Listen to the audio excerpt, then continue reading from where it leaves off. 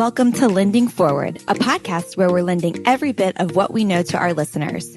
From real conversations and lessons learned deep within the industry to education and forward thinking. Together, we're lending forward. And as always, don't forget to subscribe to our channels and connect with us on www.atlanticbay.com. Atlantic Bay Mortgage Group, LLC, NMLS number 72043, NMLSconsumeraccess.org is an equal opportunity lender located at 600 Lynn Haven Parkway, Suite 203, Virginia Beach, Virginia, 23452. Welcome to another episode of Lending Forward. I am Andi Carobine, the host for today. I'm here with Michelle Doherty, who has a long list of accolades and accomplishments, but here's a little small highlight reel for you. She was the 2019 National Association of Realtors 30 Under 30. Huge accomplishment.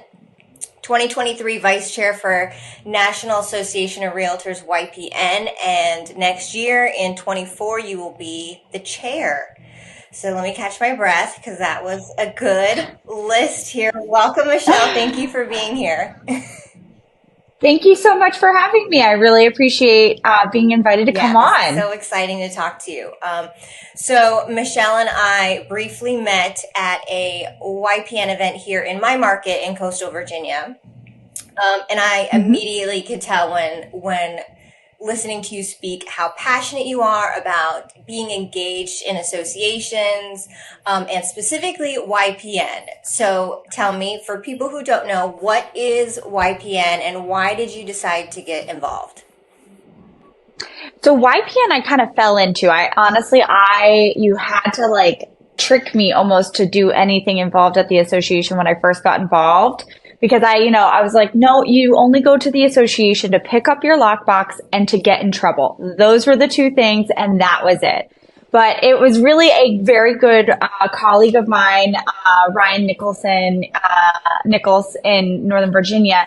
He basically we were out and about, as young 20-some realtors do. We were out on a Thursday, Friday. He was like, come to this thing. It's going to be great. You're going to love it. And boy, was he correct, because I got there and I never left since 2015. So YPN for me, it really was the community that I was looking for of young professionals. I was truly the youngest person in my brokerage at that time. So I felt kind of like a fish out of water, if you will. I loved the people in my brokerage, thoroughly enjoyed being with them, but we were definitely for different generations, which there's nothing wrong with that. But I wanted that collaboration with younger realtors who understood the kind of struggles I was walking through as a young 20-some-year-old, getting my feet wet in this business. And that's really the purpose of YPN. It's not only for young age-wise, it's young in the business, it's young at heart, and just plain old simple young realtors to come together,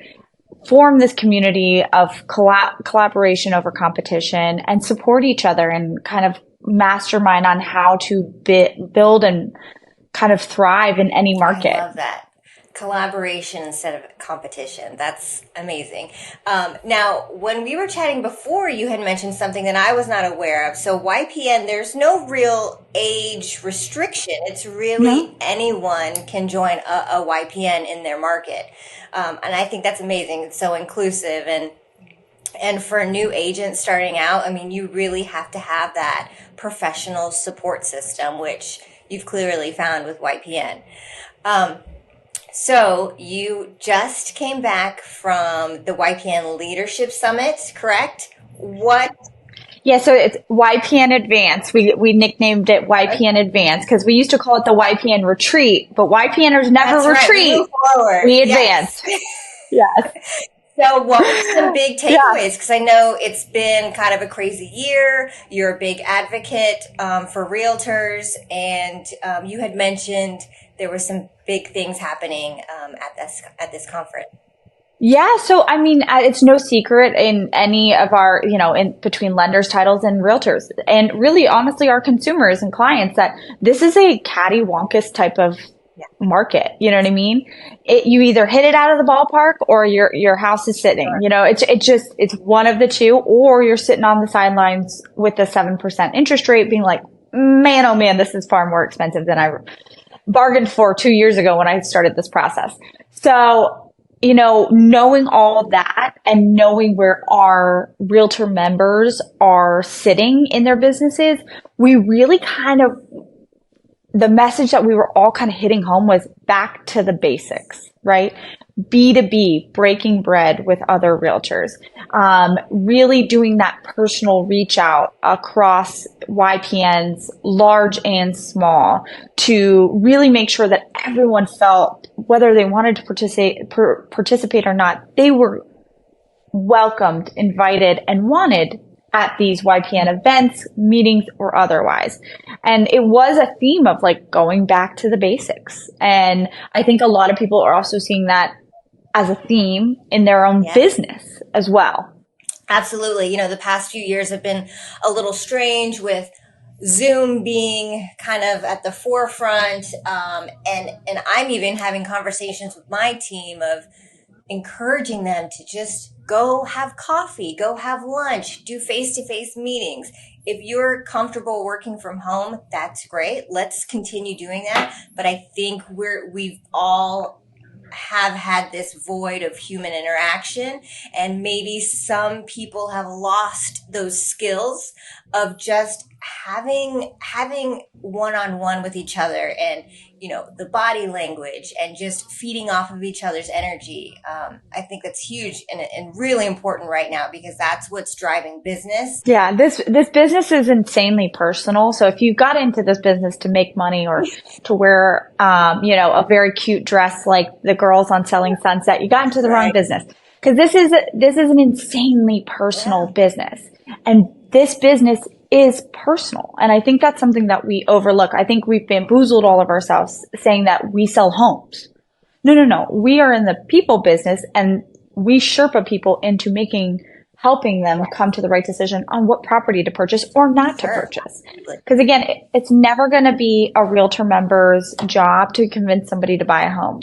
Their job is to make sure that they're making the best financial decision and have the best team, like a lender like yourself and a title company behind them, to really Sherpa them through the transaction carefully, thoughtfully, and empathetically, because it's a highly emotional process. It's the biggest decision people will make. And you want to make sure that we're all a team. We are all guiding you through to make sure that this is the right decision. I mean, it's enormous.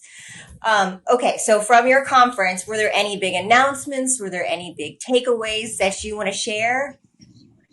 Yeah. So Tracy Casper, our 2024 NAR president, is huge about financial literacy, not only for our realtor members and affiliate members, lenders, and title partners, but with getting that financial literacy piece out to our youth.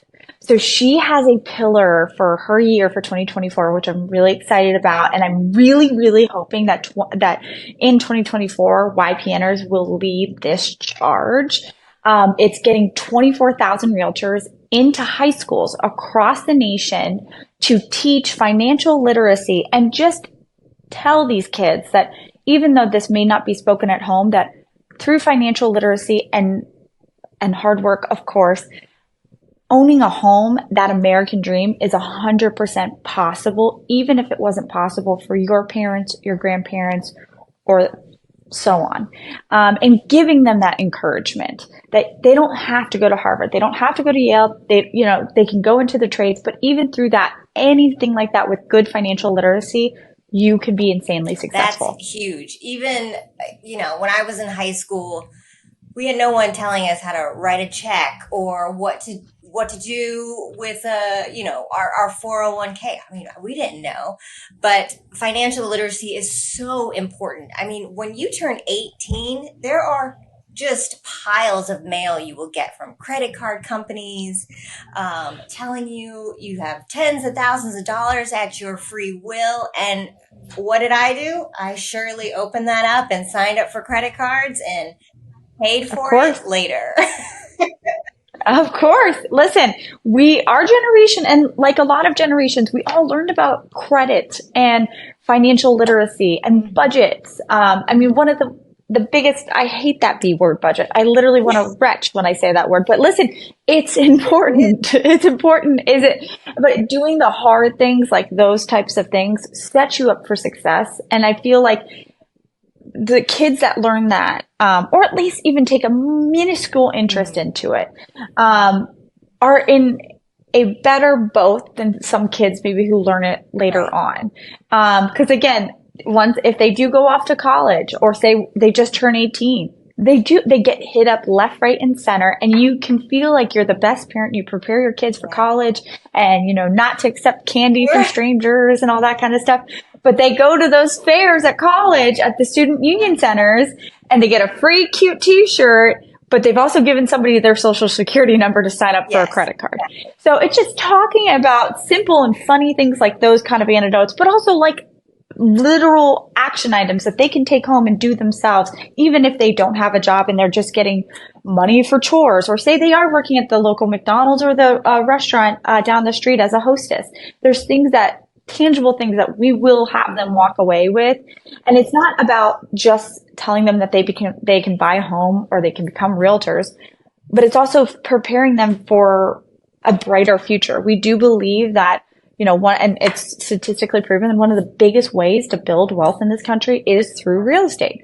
And that may more than likely still be the case for when they become adults as well. So having them set up at an early age before they turn 18, giving them that power. Because honestly, that knowledge, that insider knowledge, because you and I were not taught this, is power. So knowledge is power. We want to embolden them with that power, and we want to uplift them if it feels like they'll never be able to achieve a financially stable home or to save for a down payment. Because there is a lot of negativity out there, and we want to be a source of lifting them up and letting them know and giving them those stories of people achieving their dream, especially when it feels impossible.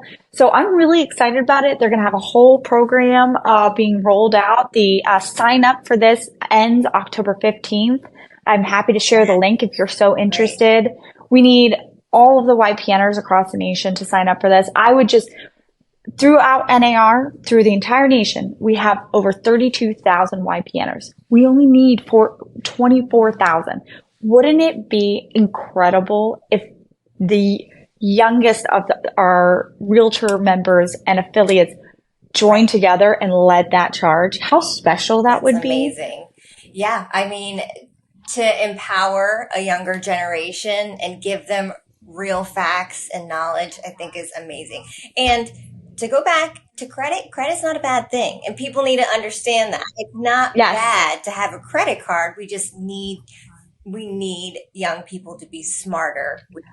Listen, credit cards have helped me make, honestly, helped me get my credit score where it was.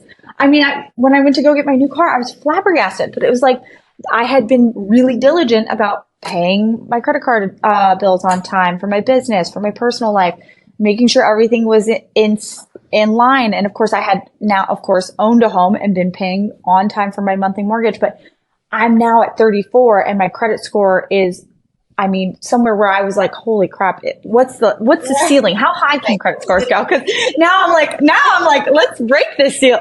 But I was flabbergasted, but I was just doing the everyday mundane tasks, paying your credit cards, managing your finances, making sure everything's paid on time, making sure you have enough in reserves and stuff like that.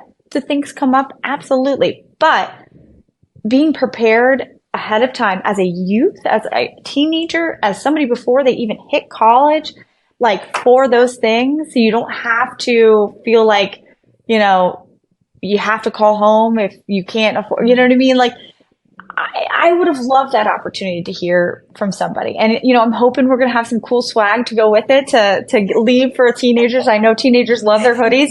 So I'm really pushing hard for fun hoodies to leave them with, but I know some high schools have rules on what types of sweatshirts and stuff like that.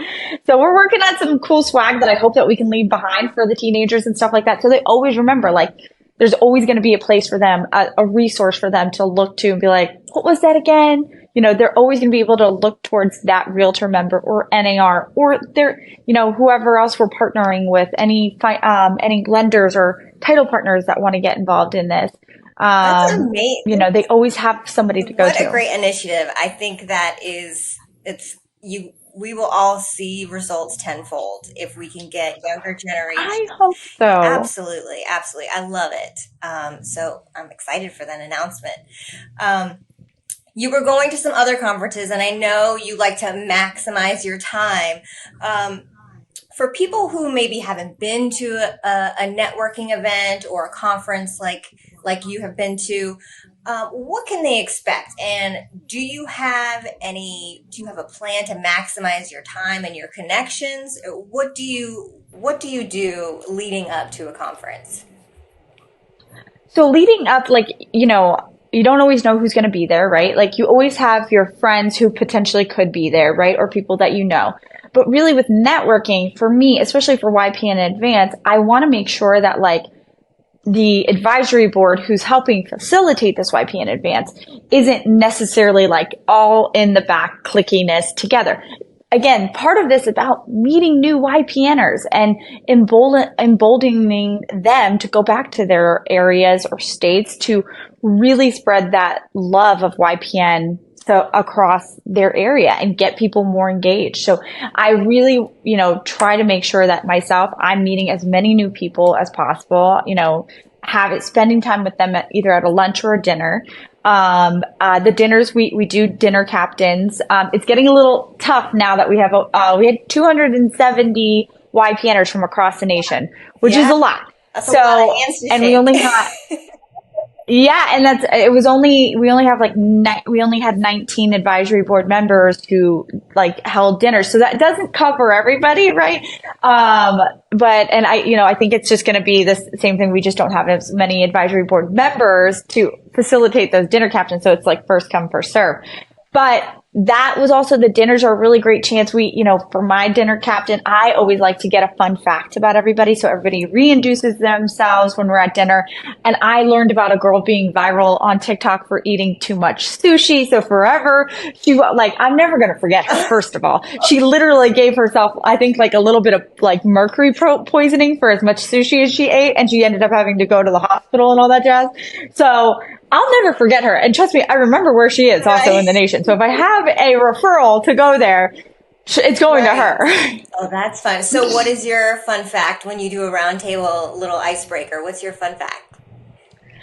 It depends because, especially if it's people that are somewhat familiar with me because we follow on Instagram or something like that, like it really just depends. Sometimes I talk about that my dad's an Irish immigrant and that I can do like an incredible dairy Irish accent very quickly or like, gosh, what was the other fun fact that I used?